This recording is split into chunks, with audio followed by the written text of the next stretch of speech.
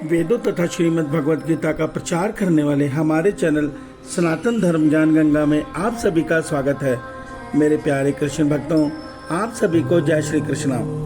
मेरे प्यारे कृष्ण भक्तों, आज हम श्रीमद् भगवद गीता से अध्याय 8 के श्लोक 6 को भगवान श्री कृष्ण जी की कृपा से सरल रूप में समझने का प्रयास करेंगे। जय श्री कृष्णा।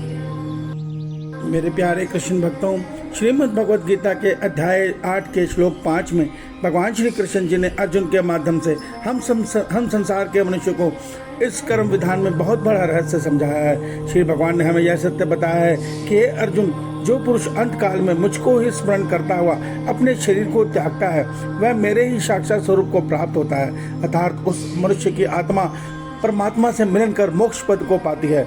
मेरे प्यारे कृष्ण भक्तों, उससे आगे अध्याय 8 के श्लोक 6 में भगवान श्री कृष्ण जी हमें यह सत्य भी बता रहे हैं, मगर हे कुंती पुत्र अर्जुन, ये मनुष्य अंत काल में जिस भी भाव से स्मरण करता हुआ शरीर को त्यागता है, वह उसी भाव के अनुसार अगला जन्म पाता है, और वो जिस भाव को प्राप्त हुआ है वह जीवन भर सदैव उसी भाव में भवित रहा है, अर्थात उसी भाव में उसने जीवन को जिया है। मेरे प्यारे कृष्ण भक्तों, आइए अध्याय 8 के श्लोक 6 को हम भगवान श्री कृष्ण जी की कृपा से सरल रूप में समझने का प्रयास करते हैं। जय श्री कृष्णा।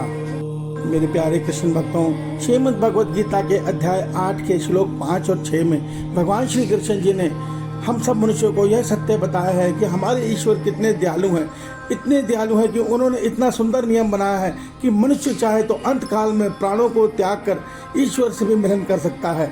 क्योंकि भगवान ने ये नियम बनाया है। भगवान ने हमें बता भी दिया है कि जो मनुष्य अंत काल में जिसका स्मरण करते हुए अपने प्राणों को त्यागता है, वही उसी को प्राप्त करता है, अर्थात मृत्यु के समय मनुष्य के पास ये अवसर होता है कि वो चाहे तो अपने मन को, अपने प्राणों को अपने प्रभु में स्थिर करके, अर्थात परम पिता परमेश्वर में स्थिर करके अपने प्राणों को त्याग कर परमात्मा से मिलन कर ले। मगर हम मनुष्यों की बुद्धि देखिए, हम इसमें हर जन्म से सृष्टि आरंभ से चूकते चले आ रहे हैं। हमें हर जन्म के अंत में ये अवसर मिलता है, मगर हम अपने ईश्वर में अपने मन को नहीं लगा सकते। भगवान ने इसका कारण अध्याय 8 के श्लोक 6 में बता दिया है कि हे मनुष्यों, तुम जीवन भर जिस भाव से भवित रहते हो, अर्थात तुम जिस माया में रमे रहते हो, अंत काल में वही माया जब तुम छूटते देखते हो तो उसके शोक में डूब जाते हो। तुम मुझ ईश्वर को भूल जाते हो, और मुझ ईश्वर को भूलकर उस माया को छूटने के गम में, अपने नाते रिश्तेदारों को छूटने के गम में मुझको भूलकर अपने शरीर, अपने प्राणों को त्याग कर दोबारा इसी मृत्यु लोक में अपने किसी नाते रिश्तेदार के, नज़दीकी रिश्तेदार के घर में जन्म लेकर दोबारा से मनुष्य योनि में जन्म को पा लेते हो। पर कुछ दुर्भाग्य इन मनुष्य तो ऐसे हैं जो जीवन में कुत्ता या बिल्ली पालकर उनसे इतना प्रेम कर बैठते हैं कि अंत काल में कुत्ते को याद करते हुए अपने प्राणों को त्याग कर आने वाले जन्म में कुत्ता योनि पा लेते हैं बिना कारण के। देखिए, इसके पीछे एक बहुत बड़ी कहानी भी है, जड़ भगत जी की कहानी, जो मोक्ष की सीढ़ी तक पहुंच चुके थे, मगर जंगल में उन्होंने एक हिरण को भटकते देखा और उस बच्चे को पाल लिया। और अंत काल में जब उनके प्राण छूटने लगे तो उनके मन में ये ख्याल था, हाय, मेरे मरने के बाद इस हिरण को कौन पालेगा।